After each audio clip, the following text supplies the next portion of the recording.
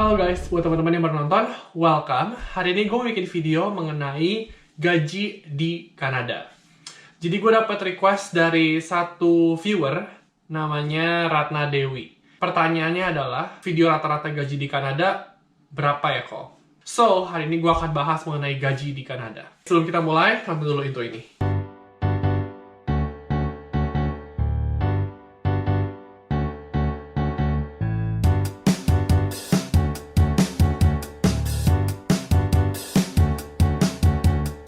Oke, jadi mengenai gaji di Kanada, itu di sini mereka ada yang namanya minimum wage, atau biasa dikenal sebagai UMR. Kalau misalnya di Indo kan UMR kan per bulan ya. Kalau misalnya di Kanada, dan ini juga seperti di US juga sama, itu dia per jamnya sama per province atau per state-nya. Di Kanada itu ada 10 provinsi, sedangkan di Amerika itu ada 50 states. Jadi bisa dibilang Kanada jauh lebih, nggak gitu banyak variasi lah dibandingkan US, karena kan US itu kan banyak banget states-nya kan. So, langsung aja kita mulai dari sebelah kiri, itu British Columbia. British Columbia ini mempunyai minimum wage atau minimum gaji, yaitu $14.60 per jam. Menurut gua ini cukup tinggi. Actually, kalau misalnya kalian lihat, itu gajinya itu nggak gitu beda jauh ya. Paling rendah itu gue lihat Saskatchewan itu $11.45, itu paling rendah. Paling tingginya adalah Alberta, itu $15. Jadi dari $11 ke $15 itu menurut gue jaraknya nggak gitu jauh ya. Sedangkan kalau di Amerika itu minimum wage itu dari $7 sampai $15 kalau nggak salah. Jadi gapnya itu benar-benar jauh lebih gede di US dibandingkan di sini.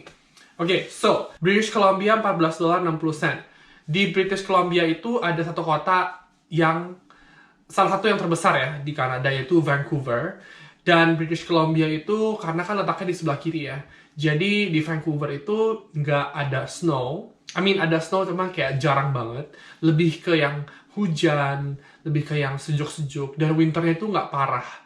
Jadinya menurut gua paling panas, Kanada yang paling panas itu di Vancouver. Oke, next. Di atasnya British Columbia itu ada Yukon, itu 13,85.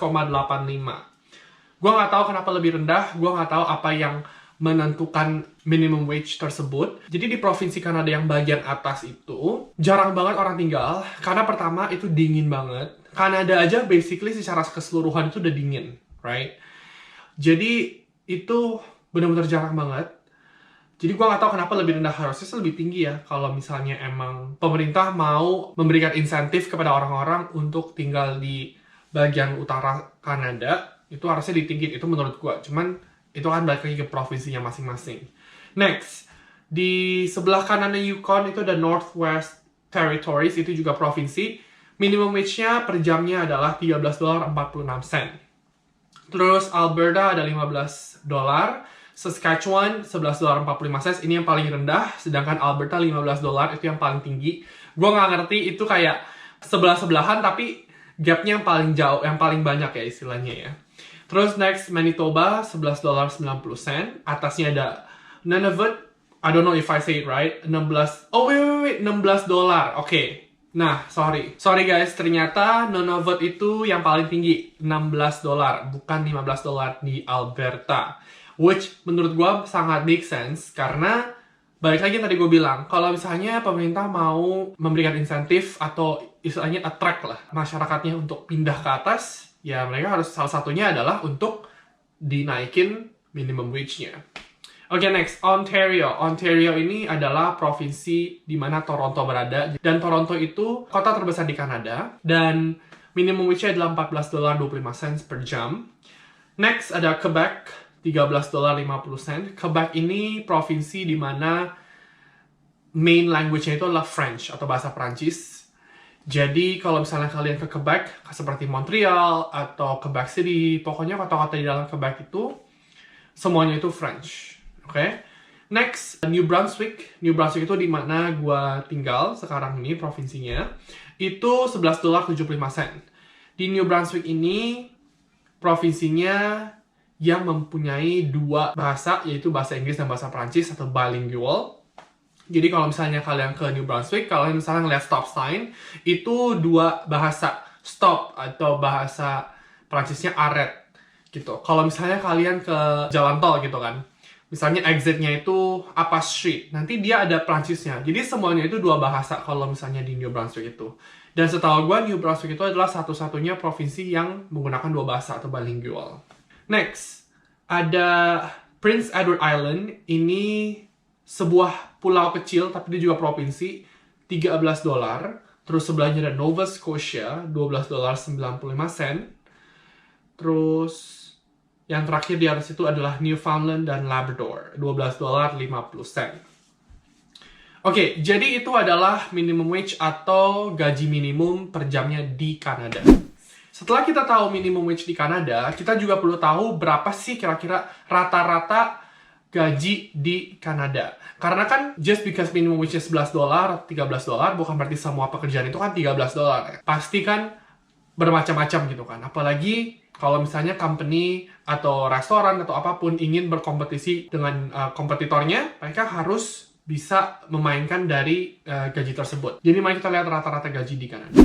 Oke, ini menurut sebuah artikel dari careers.workopolis.com atau Workopolis blog. Ini adalah the 10 highest and lowest paying jobs in Canada. Di sini dibilang rata-rata gaji pegawai di Kanada adalah $952 atau di bawah 50.000 per tahunnya. Jadi kalau misalnya per jamnya, kita bisa ngitungnya gini. Jadi satu minggu itu kan ada 40 jam ya, kita pukul rata. Satu hari kerja 8 jam, terus kali 5, 40. Berarti 952 dibagi 40 jam per minggu, yaitu $23.80.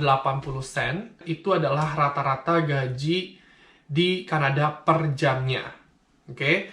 Dan balik lagi, gaji itu kan tergantung dari pekerjaan, di bidang apa, di industri apa. Terus yang kedua, dari role kalian atau posisi kalian apa. Apakah kalian yang masih bawah, atau menengah, atau yang udah direksi, itu kan berbeda-beda. Dan juga mungkin dari supply and demand-nya. Contohnya, kalau misalnya sekarang lagi COVID ini, pasti pekerjaan yang berkaitan dengan kesehatan itu sangat dibutuhkan. Jadi, I'm pretty sure gajinya juga pasti lebih tinggi dibandingkan pekerjaan yang lainnya. Dan di artikel yang sama, juga dikasih tahu the highest paying job atau pekerjaan dengan gaji tertinggi di Kanada dan juga the lowest paying job atau pekerjaan dengan gaji terendah di Kanada. Mau mulai dari mana? Dari yang tinggi dulu aja deh. Oke. Yang paling tinggi ya, ini adalah specialist physicians. Ini adalah dokter yang berhubungan dengan kesehatan. Gajinya antara 117.000 sampai 375.000 per tahunnya. Terus next stop ada dentist. Dentist itu dokter gigi. 53.000 sampai 213.000. Wow, ini gapnya juga cukup gede ya. Dari 53.000 mungkin yang baru-baru lulus. Terus sampai ke yang benar-benar senior. Ini juga di bidang kesehatan. Family physicians. Ini juga dokter lagi, cuman yang bagian ke family. 58.000 sampai 310.000. Next ada lawyers. Di bidang hukum 48.000 sampai 146.000. Federal judges ini juga di bidang hukum. Judges itu adalah hakim 308.000 sampai 396.000. Next ada senior managers of goods, transportation, utilities, transportation, construction. Ada di bidang finance juga, communication, di bidang actuaries juga, di bidang engineering managers, dan terakhir ada airline pilot atau pilot 35.000 sampai 146.000. Ini adalah pekerjaan-pekerjaan yang menghasilkan gaji tertinggi di Kanada. Sekarang kita langsung beralih ke lowest paying jobs atau pekerjaan dengan gaji terendah di Kanada. Yang pertama adalah sewing machine operator, yaitu tukang jahit basically. 22.000 sampai 41.000. Oke. Cook fast food, yaitu koki di fast food restaurant. 20.000 sampai 26.000. By the way, ini per tahun ya. Kasir, 21.000 sampai 29.000. Rata-rata 20.000 ya. Dishwasher, jadi bagian cuci piring. Not even cuci piring, karena mereka kan menggunakan dishwasher, yaitu mesin cuci piring. Jadi mereka tinggal masukin. Bartender, 20.000 sampai 42.000. Ini per tahunnya. Waktu itu juga ada yang nanya ke gua, gaji bartender berapa. Terus, restaurant host atau hostess. Restaurant host itu artinya bukan server ya, bukan waiter. Host itu biasanya kalau misalnya kalian masuk, Terus ada yang temuin kalian, oke, berapa orang gitu. Oke, saya anterin ya. Nah, itu host. Habis itu setelah dianterin duduk, baru waiternya datang atau servernya datang untuk ngelayanin kalian. Next, service station attendant seperti misalnya gas station atau pom bensin dan lain-lainnya. Terus ada food and beverages server. Nah, ini baru server atau waiter 22.000 sampai 30.000. Ada food counter attendant atau kitchen help. Dan terakhir babysitter, nannies, and parents helpers. Gua nggak shock, tapi sedikit shock. Kenapa? Karena yang nggak shocknya itu karena, oke, gue emang tahu biasanya itu yang bagian-bagian restoran, di bidang restoran itu mungkin emang yang lebih rendah. Dan juga kayak misalnya sewing machine operator itu kan di pabrik biasanya ya. Jadi pabrik sama restoran itu bagian makanan minuman biasanya paling itu emang gue nggak kaget ya, bukan hal yang baru. Jadi almost semuanya itu di bidang F&B atau food and beverages. Cuman yang gue kaget ini, sedikit kaget adalah babysitter itu ternyata juga rendah di Kanada. Sedangkan menurut gue di Amerika itu gaji babysitter atau nanny itu cukup tinggi di Amerika. Cuman di sini istilahnya hire mbak itu atau mempekerjakan ART itu ternyata salah satu pekerjaan yang gajinya tidak terlalu tinggi di Kanada. Tapi dengan gaji 20.000 sampai 40.000 itu kalian bisa banget hidup di Kanada. Karena gini, Kanada itu sangat gede ya, sangat gede, dan karena sangat gede dan populasinya cuma 10% dari populasi Amerika, sedangkan lahannya itu sangat besar seperti Amerika, jadi banyak di mana kota-kota itu sangat sepi. Kota-kota gedenya aja itu cuma beberapa, seperti Toronto, Montreal, Vancouver, Calgary. Selain daripada kota-kota gede itu tuh sangat sepi banget, dan living cost-nya itu cukup rendah.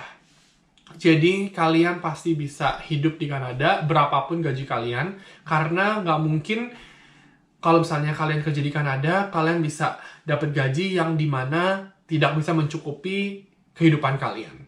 Cuman mungkin kalau misalnya kalian kerjanya cuman minimum wage, mungkin kalian agak struggling dimana mungkin kalian mau jalan-jalan juga harus nabungnya bener-bener, ini mau pulang Indo juga harus bener-bener nabungnya banyak banget atau lama banget. Itu aja sih. Cuman kalau misalnya kalian mikir bisa nggak ya tinggal di Kanada, ya pasti bisa. Dan apalagi kalian kan dapetinnya dolar kan. Dan ini adalah kurs Kanada per hari ini. Gue taruh di sini dan itu banyak banget kan. 11 ribuan. Jadinya kalau misalnya kalian kerja di Kanada bawa pulang ke Indonesia itu jadinya banyak banget. Ngomong-ngomong pekerjaan di Kanada, government Kanada atau pemerintah Kanada mempunyai website di mana mereka taruh pekerjaan-pekerjaan yang lagi lowongan lah, istilahnya lowongan-lowongan, itu namanya Jobs Bank. Mari kita buka bareng-bareng ya. Ya, jadi kalau misalnya kalian Google aja Job Bank, ini ada lowongan-lowongan yang dibuka, dan di sini tuh ada 86.486 job postings in Canada, dan banyak banget kategorinya, bidangnya, posisinya, segala macam. Jadi kalian kalau misalnya mau cari, bisa banget cari di sini. Oke, yang terakhir yang gue mau kasih tau kalian adalah kalian bisa cari pekerjaan dan gajinya di Kanada, dan kalian juga bisa compare atau membandingkan gaji-gaji di Kanada seperti kayak di kota lain atau di provinsi yang lain. Langsung aja kalian juga ke Job Bank. Ini ada namanya Compare Wages. Gue juga bakal taruh di sini. Jadi kalian bisa tulis occupation. Misalnya ya, kita contoh ya, masukin bartender. Waktu itu ada yang nanya gue, bartender itu gajinya berapa bang untuk yang di provinsi ini? Nah, kalau misalnya kalian klik aja di sini, ini bakal dikasih tahu nih, hourly wages by community atau area. Jadi per jamnya, di Kanada, high-nya paling tinggi $25, low-nya $12, median atau tengah-tengah $16. Ini Kanada ya. Terus juga dibagi lagi per provinsinya. Jadi Newfoundland hanya 20, rata-rata 12,7. Terus misalnya di provinsi yang gue tinggal, New Brunswick, rata-ratanya atau mediannya $13.50. Jadi gampang banget kalau misalnya kalian pengen tahu, lagi pengen kepo, penasaran berapa sih gajinya untuk pekerjaan, misalnya jadi nurse, suster, atau misalnya apapun itu accounting, kalian bisa search juga di sini dan hopefully membantu kalian. Oke, itu aja video gue kali ini. Thank you for watching. Jangan lupa like, subscribe, komen juga kalau ada pertanyaan atau request. Dan jangan lupa follow juga Instagram gue dan TikTok gue di sini. and I'll see you next time. Bye guys.